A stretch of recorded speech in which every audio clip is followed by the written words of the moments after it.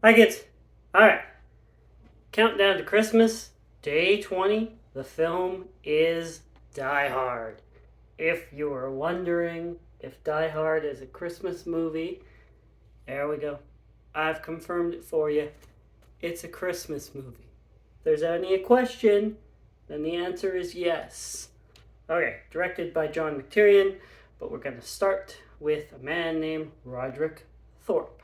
So, Roderick Thorpe was a former police officer, retired, became a writer, wrote a novel called The Detective, and that novel gets optioned and becomes a film called The Detective, starring Frank Sinatra. 1968 is when that film comes out. Then Roderick Thorpe watches The Towering Inferno, goes to bed, and has a dream that he's running through a building that's collapsing, that's on fire, explosions, and he gets the idea to write a sequel to The Detective called Nothing Lasts Forever.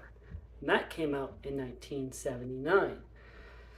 So, uh, the film or the novel goes into development and it stays that way for quite some time. When it does eventually get made, they contractually have to offer the lead role to Frank Sinatra because he played the character before. Sinatra is about 73 now, so he says no. Um, there's a writer named Jeb Stewart. He is given the novel, told to adapt it. He can do whatever he wants with it at this point now in the 80s. Um, the only thing he was instructed was to keep the Christmas in LA setting. Keep the Christmas in LA. So if you're questioning if it's a Christmas movie, that's the only element he was told to keep. Christmas. So he changes some things. He changes the character. He puts a lot of himself into it. The whole dynamic with the ex-wife and that kind of thing. He puts, what if something like that happened? You regretted it. You didn't say the thing you wanted to say. So he adds all that element. Eventually, another writer comes in, Stephen D'Souza. He rewrites it. Um, John McTiernan gets hired because he had just finished Predator, directed that, so that was successful. And then they go about trying to find the lead. And of course, it's the late 80s, so it's offered to your Stallones and your Schwarzeneggers and all the names of the people that my grandmother couldn't pronounce. They all turn it down. Schwarzenegger was trying to transition into comedy now at this point. So eventually, they land on Bruce Willis.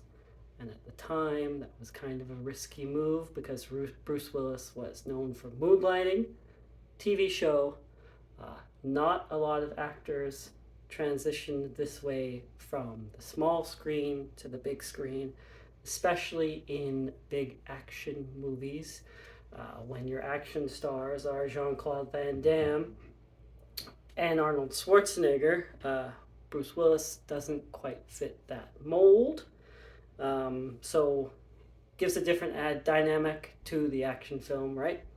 Uh, and then going forward, your action star can be more of an everyman, like Bruce Willis. And then our villain, Alan Rickman.